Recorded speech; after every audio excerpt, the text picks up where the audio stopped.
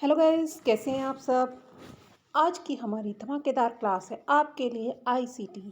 तो UGC net में जो 8वीं यूनिट हमारे पास आती है, थ्योरी की यूनिट, उसमें सबसे पहले हम लेंगे आईसीटी में। इसके बाद आएगी हमारी पॉलिटी, हायर एजुकेशन, कम्युनिकेशन हमने कर ली है। ओके, तो रेतु क्लास में आपका स्वागत है। चलिए चलते हैं अपने नेक्स्ट टॉपिक पे, आईसीटी यानी इंफॉर्मेशन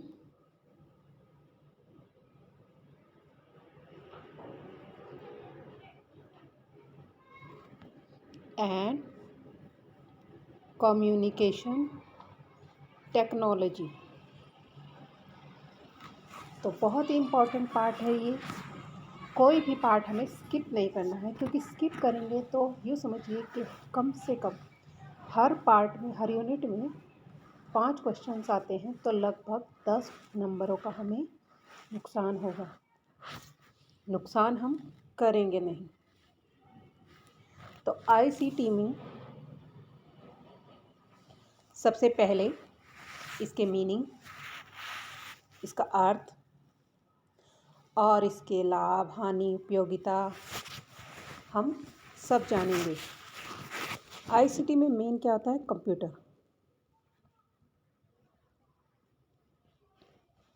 कंप्यूटर क्या है? टेक्नोलॉजी है। तो आईसीटी का पहले मीनिंग समझ लेते हैं। सूचना प्रौद्योगिकी और टेक्निक जिसमें कोई भी विषय जानकारी जो ब्रह्मांड में कहीं भी उपलब्ध हो, किसी भी समय, किसी भी व्यक्ति द्वारा उपलब्ध कराई जाती है। ओके, तो सूचना प्रौद्योगिकी बहुत ही बड़ी एक अवधारणा है, जिसमें सूचना प्रक्रिया, उससे प्रबंध, सभी पहलू शामिल है। तो इसमें क्या क्या शामिल है? कंप्यूटर, हार्डवेयर, सॉफ्टवेयर,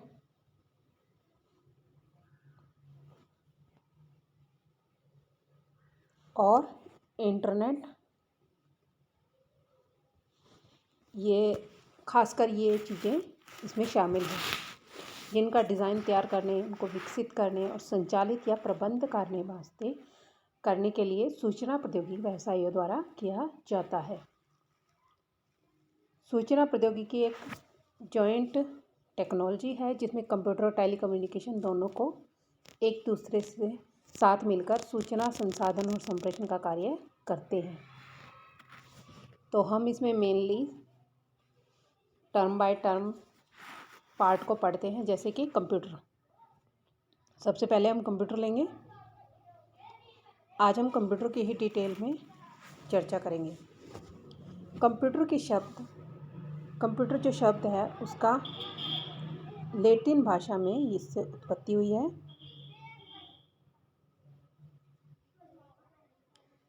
कंप्यूट शब्द मीनिंग इसका है गणना करना।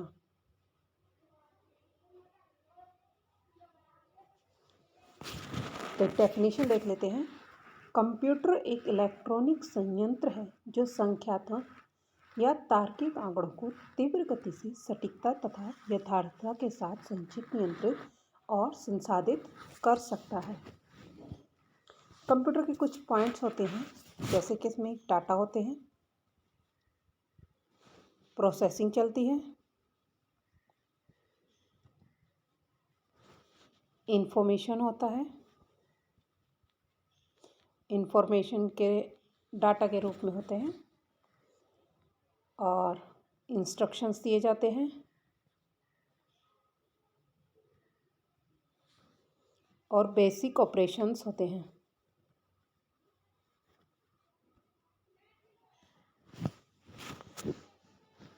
तो सबसे पहले आता है डाटा। डाटा भी लैटिन भाषा के शब्द डाटम से उत्पन्न हुआ, जिसका अर्थ है तथ्य। तथ्य यानी सूचना, आंकड़े।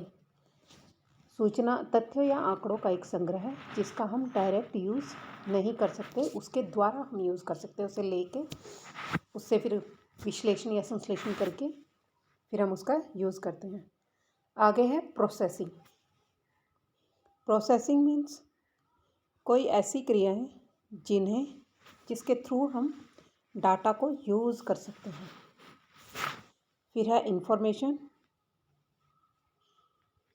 इंफॉर्मेशन क्या होती है? डाटा का कोई संकलित रूप, संशोधित रूप या अंतिम परिणाम जिसे सीधा उपयोग किया जा सके। डाटा क्या था, उसे हम सीधा उपयोग नहीं करते थे, लेकिन डाटा के द्वारा जो हमें सूचना प्राप्त हुआ है उसे हम सीधा यूज़ करते हैं। के बाद है इंस्ट्रक्शंस।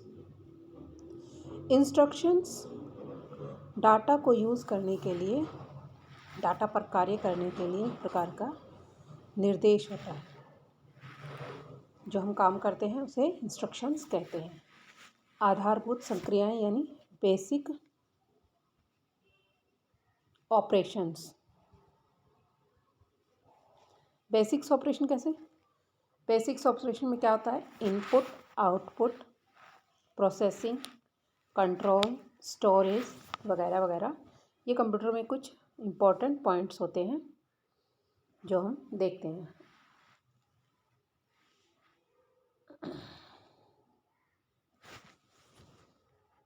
तो अब हम कंप्यूटर के पार्ट्स देखते हैं।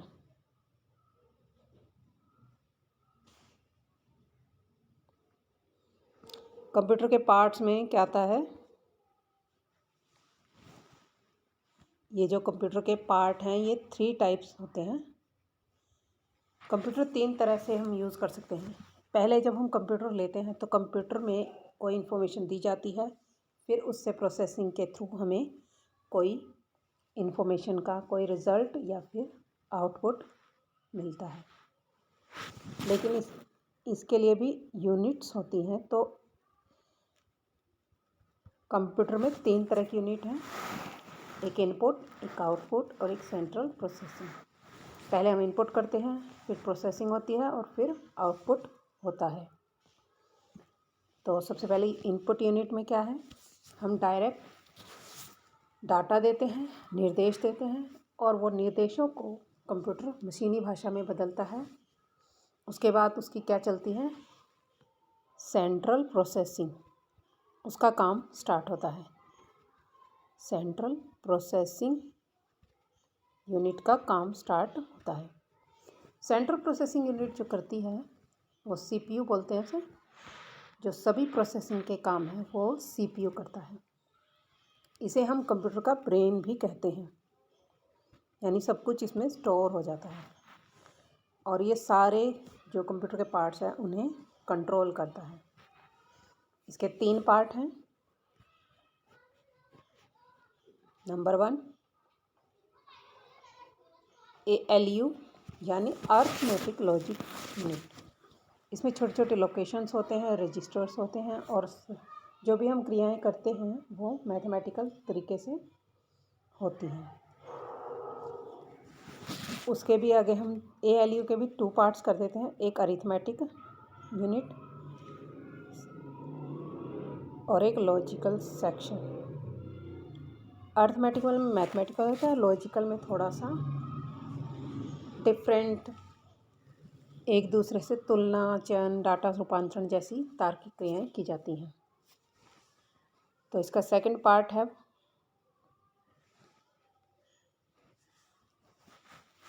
तो ALU के बाद आता है, इसके बाद था AS और LS। तो ALU के बाद आता है कंट्रोल यूनिट। कंट्रोल यूनिट क्या है? एक कंप्यूटर है, कंप्यूटर की जो इनपुट, जिनसे हम इनपुट करते हैं वो उनको हम किसी मेमोरी में सेव करते हैं। मेमोरी से अरिथमेटिक लॉजिकल में डाटा स्थानांतरण किया जाता है, वो सब कंट्रोल यूनिट द्वारा होता है। इसके बाद आता है मेमोरी। कंप्यूटर में एक मेमोरी होती है, जो भी हम इसमें डाटा फीड करते हैं वो मेमोरी में सेव होता है। और मेमोरी होती है 2 प्रकार की, एक होती है रैम, एक होती है रोम।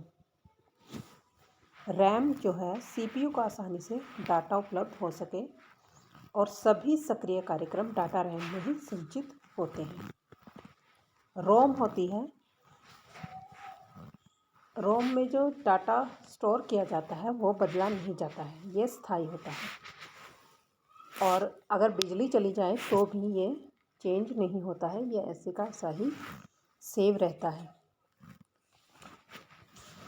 इसके बाद आती है थर्ड पॉइंट आता है हमारा आउटपुट यूनिट।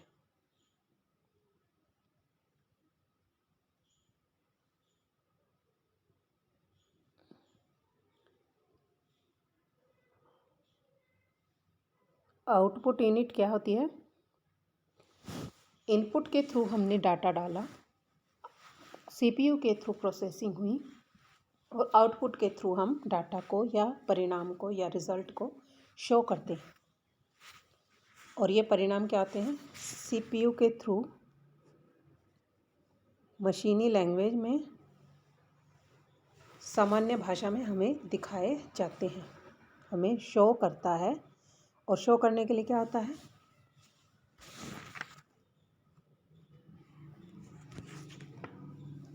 अब आता है ये डिवाइसेस कैसी होती हैं। इनपुट और आउटपुट डिवाइसेस हम आपको बाद में बताएंगे, इनकी एक डिटेल है। जैसे इनपुट की है, अब आता है input devices.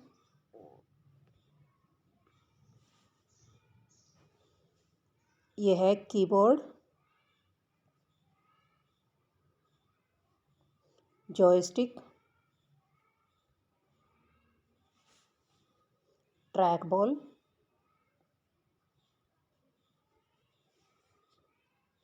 Digital camera,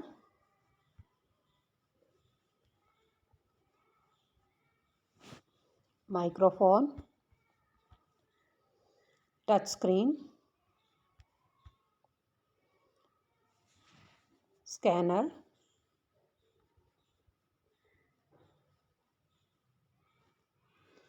graphic tablet और mouse.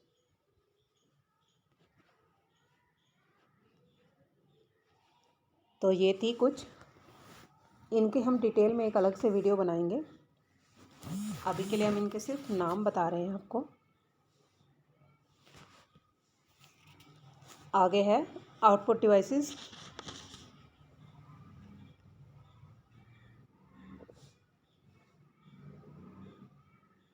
Output devices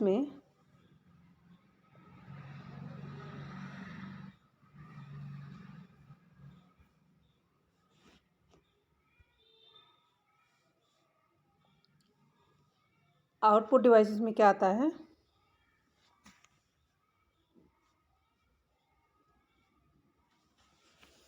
output devices में आता है मॉनिटर,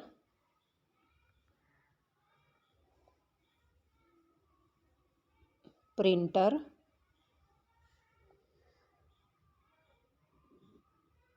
स्पीकर,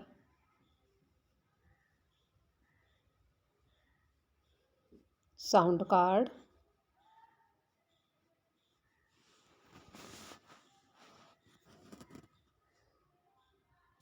प्रोजेक्टर,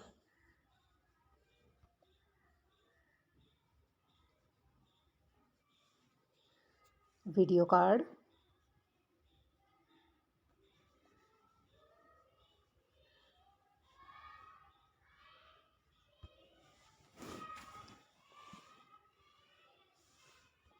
तो ये थी कुछ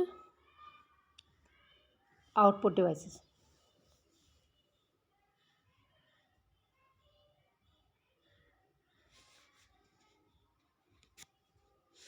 उसके बाद आता है, एक होता है कंप्यूटर के कुछ, सबसे पहले हम कंप्यूटर की पीढ़ियाँ जान लेते हैं। इसके पार्ट्स के बारे में हम बाद में थोड़ा और डिटेल जानेंगे। इसकी जो पीढ़ियाँ हैं, यानी कि कैसे कंप्यूटर वन बाय वन आगे की तरफ तरक्की करता चला गया। तो सबसे पहले हम देखते हैं फर्स्ट जनरेशन, इसकी जनरेशन्स कंप्यूटर की। तो फर्स्ट जनरेशन 1940 में 56 तक मानी जाती है। तब कंप्यूटर में वैक्यूम ट्यूब्स लगे होते थे या फिर इलेक्ट्रॉनिक वॉल्व टाइप सा कुछ। इसमें भाषाएं होती थी, एक मशीनी लैंग्वेज और एक असेंबल लैंग्वेज। सामान्य सा मॉनिटर था और वैज्ञानिक बाद में सामान्य व्यावसायिक प्रणाली में इसका यूज़ करते थे और ये 1 KB तक का काम करता था। ये इसकी मेमोरी स्टोरेज थी। सेकेंड जनरेशन 1956 से 1963 100 KB तक का काम किया। ट्रांजिस्टर के टाइप का होता था, जैसे हमारी पहले रेडियो टाइप होती थी इस तरह से। हाई लेवल की लैंग्वेजेस चलती थी, फोर्ट्रॉन, कोबॉल, एल्गोल। और व्यावसायिक व्यापक तौर पर अभियांत्रिकी और वैज्ञानिक अनुसंधान में इसका यूज़ किया गया। इसके बाद आती है थर्ड जनरेशन 1964 से 1 MB के कंप्यूटर मेमोरी वाले बने लगे। 100 MB से 1 MB तक। इसमें इम्पोर्टेंट है IC, integrated circuit, Fortran 4, COBOL 68, time sharing operating system इसमें चलने लगे। ये लैंग्वेजेस हैं इसकी। डाटाबेस मैनेजमेंट का तब सिस्टम चलने था, ऑनलाइन सिस्टम स्टार्ट हो चुका था। उसके बाद आती है फोर्थ लैंग्वेज, जिसे 1971 से अब तक है 1000 MB। 1 MB से 1000 MB तक की स्टोरेज हो सकती थी। और इसका जो LSI लार्ज एक इंटीग्रेटेड सर्किट, ये इसका टाइप था। और इसमें सेमीकंडक्टर मेमोरी होती थी। मेन मेमोरी 1000 तक की थी। फोर्ट्रॉन 77, पास्कल, ADA, कोबॉल 74 की लैंग्वेज थी इसकी। और पर्सनल कंप्यूटर भी स्टार्ट होने लगे थे, CAD और CAM, graphics oriented system start हो चुका था। अब आती है हम फिफ्थ जनरेशन पर। फिफ्थ जनरेशन 1982 से अब तक।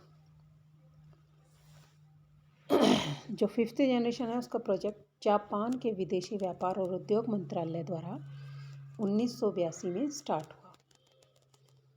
इस प्रोजेक्ट का जो मेन उद्देश्य था, एक सुपर कंप्यूटर के भांति जो काम करे ऐसा कंप्यूटर बनाए और उसमें आर्टिफिशियल इंटेलिजेंसी का प्रयोग किया जा सके। चौथी पीढ़ी के कंप्यूटर में माइक्रो प्रोसेसर का यूज़ किया जाता था, जबकि पांचवी पीढ़ी में तर्क तत्वों की संख्या बढ़ाने की अपेक्षा प्रदर्शन हेतु समय की अवधि पर ध्यान केंद्रित किया गया। और आजकल तो कंप्यूटर ने कुछ ज़्यादा ही तरक्की कर ली है और वी होप कि इससे भी आगे जाएगा। अच्छा, अब आते हैं कंप्यूटर के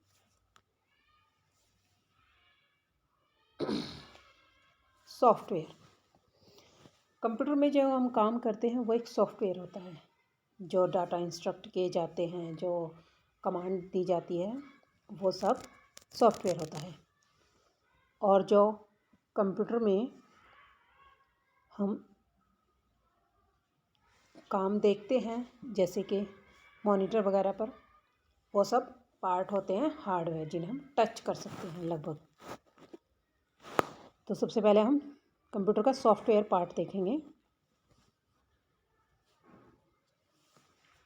सॉफ्टवेयर होते हैं, 3 तरह के सॉफ्टवेयर होते हैं। एक सिस्टम सॉफ्टवेयर, एक एप्लीकेशन सॉफ्टवेयर, एक यूटिलिटी सॉफ्टवेयर।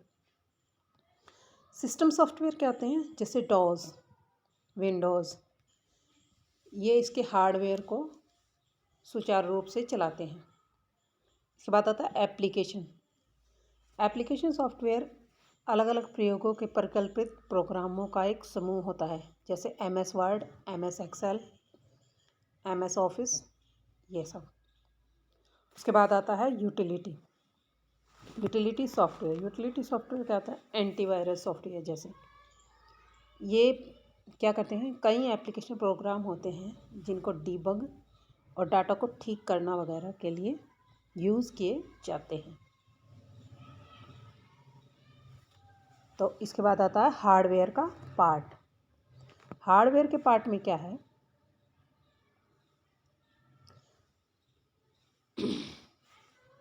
अब है हार्डवेयर का पार्ट जिसमें हम देखते हैं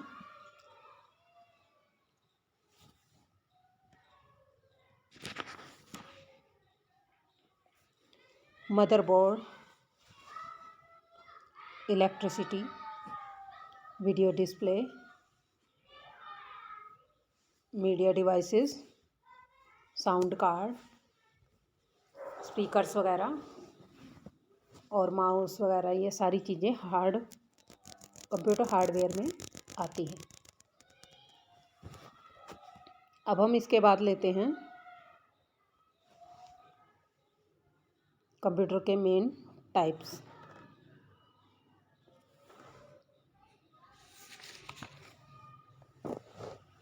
बेसिक टाइप्स जो कंप्यूटर के होते हैं उनके बारे में हम चर्चा करते हैं।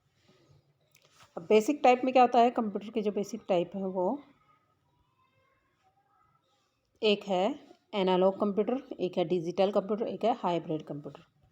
अब एनालॉग कंप्यूटर क्या है, एनालॉग कंप्यूटर हमें दिखाता है वायु का तापमान, दाब, लंबाई, फिज़िकल जो सिस्टम्स होते हैं उनके बारे में यह हमें शो करता है। वैज्ञानिक और अभियांत्रिक उद्देश्यों के लिए इसका प्रयोग किया जाता है। उसके बाद आता है डिजिटल कंप्यूटर। डिजिटल कंप्यूटर में क्या आता है, जो हम अल्फ़ाबेटिकल यूज़ करते हैं, अक्षर, संख्या या कहीं साइंस वगैरह, ऑटोमोबाइल में ईंधन के नियंत्रण, बैंकिंग सिस्टम इत्यादि में इनका प्रयोग होता है, ऑटोमोबाइल इंडस्ट्री में। इसके बाद आता है हाइब्रिड